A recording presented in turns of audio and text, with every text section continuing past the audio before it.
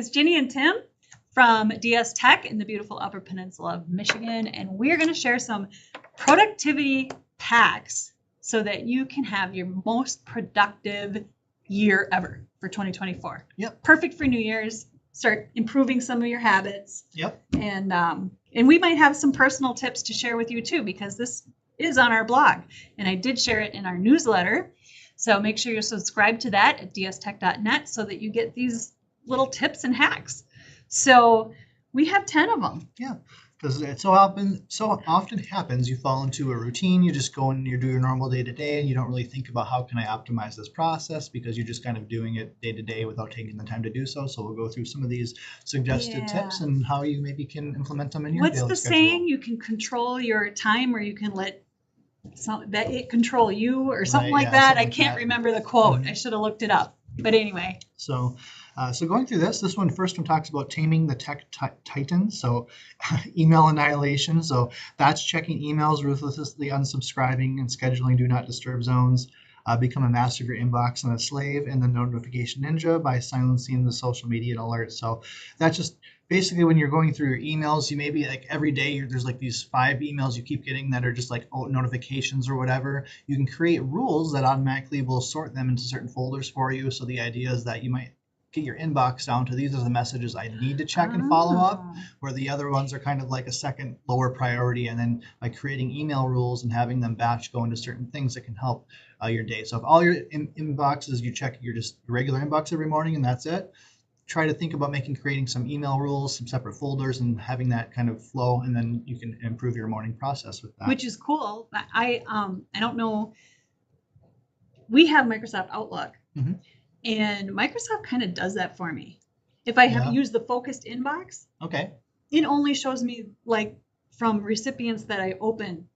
Because there's several that I don't open, which, like you said, are notifications, and they just go into the alerts other inbox, and then I just clean out the other inbox. Yep. So look, there's a focused or all inbox that already kind of uses AI in the background to kind of see what you're opening and kind of give you the priority there. And then if you want to take control of that yourself, make folders and email rules, and you can flow, from this user goes here. If there's a certain vendor I work with all the time, those emails can populate into a folder, and you can kind of... And then you can block out your time for those particular types of categories. Right. You can say, that's a good idea. This hour I'm going to work on these emails from this person. This hour I'm going to work on these emails, and kind of, sometimes it's just impossible to get to inbox 0, so you got to prioritize how you're going to tackle it. So by having those different folders and those rules set up can definitely help with that. So I have another tip. Yeah. Also, because I read it, I don't know which book it was that Eric had us read, but one of them was just saying you don't check your email constantly, which I have a bad habit of doing. Yep. So you just say, this is the time I check emails. Yep. You have like a block set it in the morning that you kind of check your initial emails, and maybe you'll do one more check in the early afternoon to see if anyone's responded, and then maybe do one final check at the end of the day.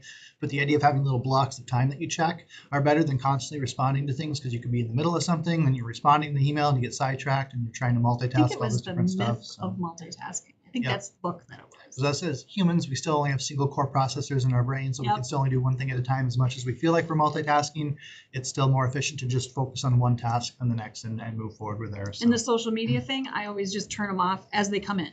Like I get Facebook notifications like, if it's a new phone, right? Yep. So then I just turn it off right there so that I don't, I'll save time to check Facebook when I want to check it. Yep.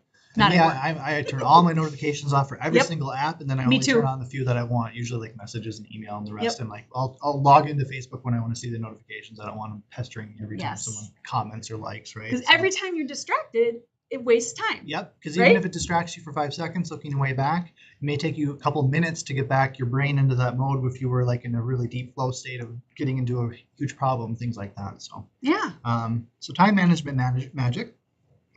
Basically, this is talking about a 25-minute focus followed by a 5-minute break cycle, which can help boost concentration. We've all known this, where you like watch a training video, and after like 30 minutes, your brain starts to wander. If the training video is an hour, by the end of it, good luck remembering anything at the beginning too. So usually they say short little some chunks of time.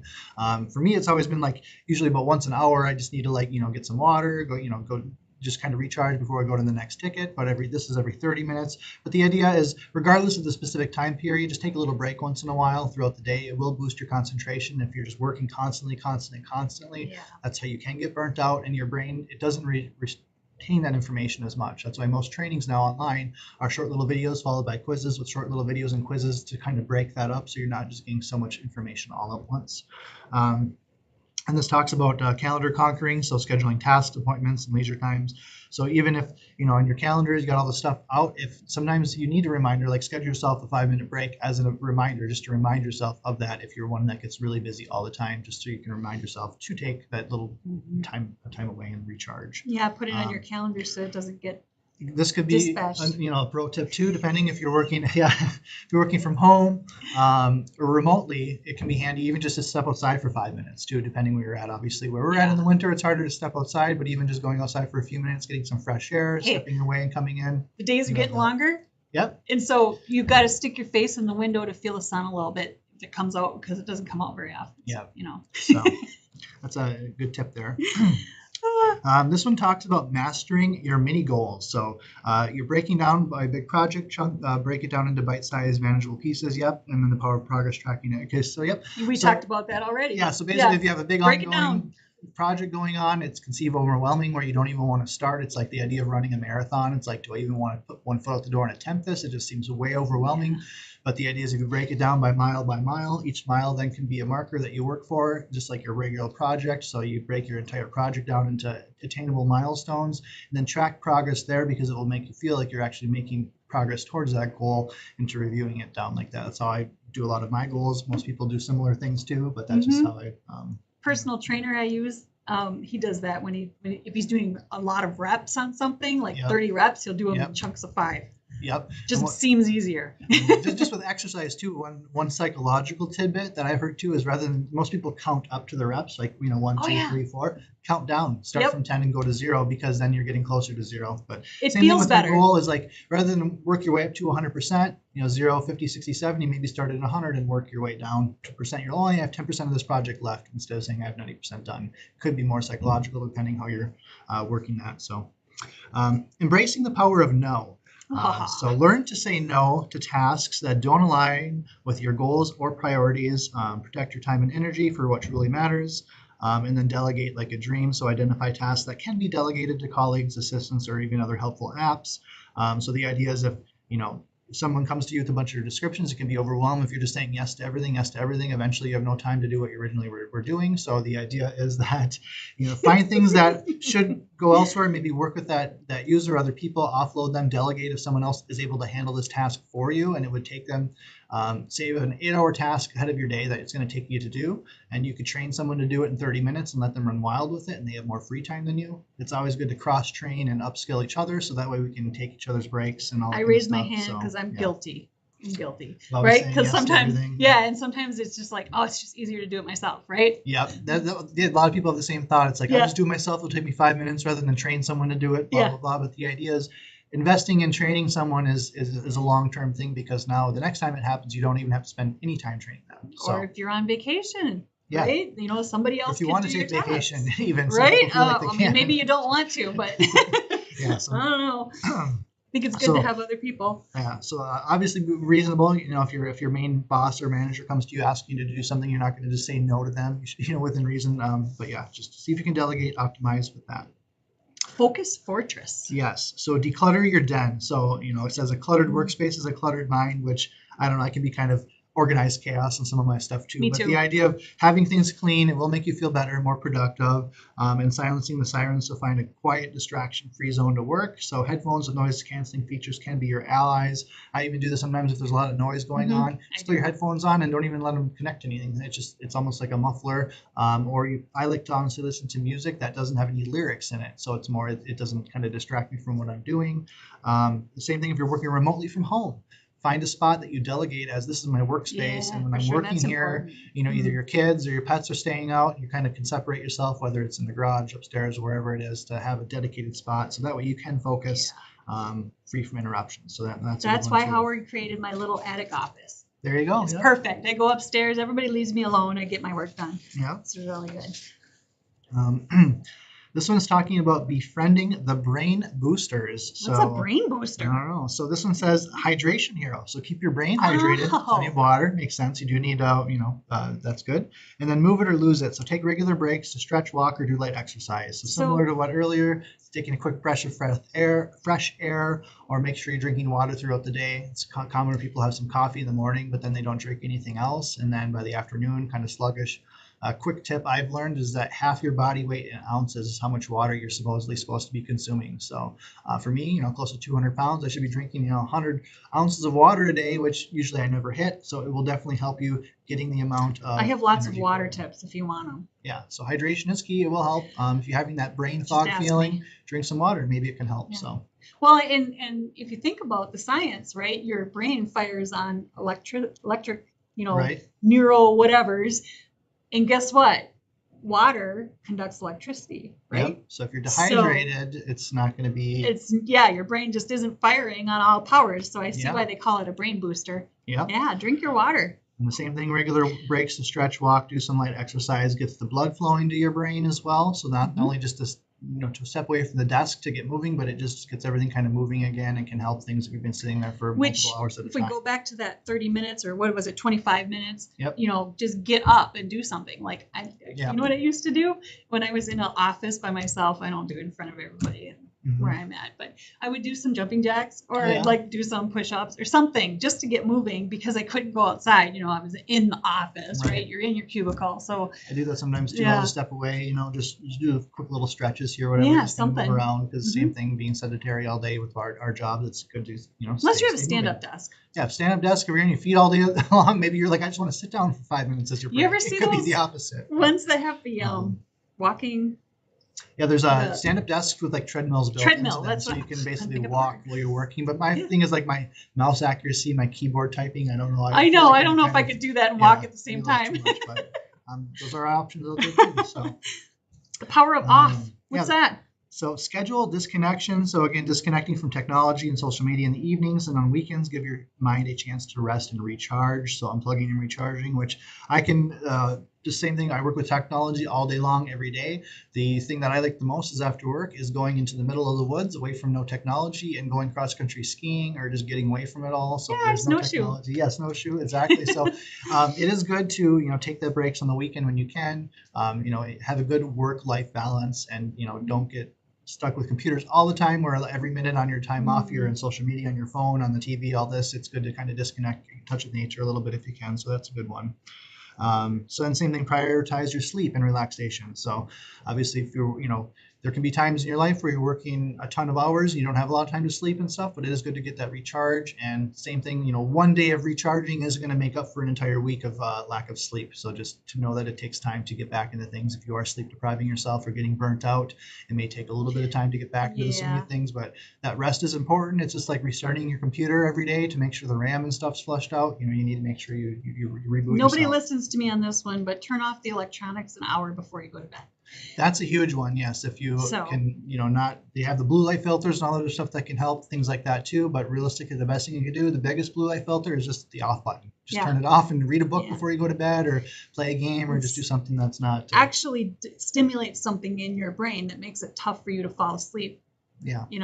Or at least to get into the healthy REM patterns and deep sleep. Mm-hmm. So I try to do the same thing when I wake up. It's hard because I use my phone as my alarm in the morning. So it's so hard for me to my phone alarm, and then obviously the other distractions. So it's so tempting not to click in and read some of the updates. But the same thing in the morning holds true too. Yeah. Try to just do your alarm and just try to have some morning coffee or whatever you do. Wake up for good 30 minutes, 45 minutes before you start getting sunk into all the electronics. Let your brain kind of wake up naturally. I thought that is also good. I'm guilty though. Sides. I'm the same way too. First thing in the morning, it's what all this with my coffee. But if you can learn to just some of these tips we can use for ourselves. Yep. This one talks about rewarding yourself. So celebrate small wins. So acknowledging and rewarding yourself for completing tasks and achieving goals. Positive reinforcement will help keep you motivated and on track. And then treat yourself to fun activities or experiences to look forward to. A little reward can help keep the productivity fire burning bright. So, internally, depending on your company, what you're doing, sometimes having, little rewards for staff who do well for certain things can be good. Positive reinforcement are always good for that. As well as if you have a big project or a thing happening, take yourself a little vacation if you have the hours when you're done with it to reward yourself when it's done. Don't just jump right into the next project if you don't have to. So I do agree with that. That's good too. Learning and growing, so investing in yourself. So dedicate time to learning a new skill or expanding your knowledge. And then seeking inspiration, so reading books, listening to podcasts, attending workshops related to your goals and interests. And again, inspiration can spark new ideas and fuel your productivity engine. So I used to think it was BS. Yeah, I did, but it's actually true. If you work on yourself and you learn new things, it motivates you in all other areas of your life. Yep. For sure. It's so easy to get just in the complacent day-to-day routine where nothing's changing and just do this. But then if you want to learn a new skill or like branch out, do something new, it's crazy how that one aspect of your life, when you start doing it, will start bleeding into everything else. And it kind of gets you in this like learning mindset. You know what? It's a brain booster. Yeah, it is. So that could be related to your work or just personal. You want to take up a new hobby. You could take up a new hobby completely unrelated to work, but because you're doing that outside of work, you're focusing on not on work on your off time. You're allowing your brain to recharge a little bit, and those gets all that kind of firing. And then when you return to work again too. So it doesn't have to be work related from this. It could just be anything personally as well. Yeah. It will help across the board. So absolutely true. And then remember, progress, not perfection. So we always say that security is always a journey. That's my little realm here, because there's no point where you can get to security where you're like, all right, I'm done. I'm going to set it and forget it, right? So just like this, embrace the stumbles. Don't beat yourself up over setbacks, miss deadlines, learning from them, adjusting your approach, and keep moving forward. And then celebrating your journey, focusing on the progress that you've made, not the final destination. Enjoy the process of learning, getting through the task. It's, they always say, it's not about the destination, it's about enjoying the journey, all that kind of stuff. Same thing. So, everyone's human. Everyone's going to make a mistake. The biggest thing that you can do is to be able to be introspective and look at your mistakes and learn from them so you're not repeating them. That's the biggest thing. Is you keep making the same mistake over and over and over again, you may have a problem, but everyone's human. Everyone's going to make a mistake. And it's just a matter of taking that and going forward. An analogy I used to give to people too is if you've ever played a musical instrument or anything that you've gotten to a decent point where you've had to practice over and over again. As a skateboarder, you do try a trick 1,000 times before you finally land your first kickflip, that kind of thing.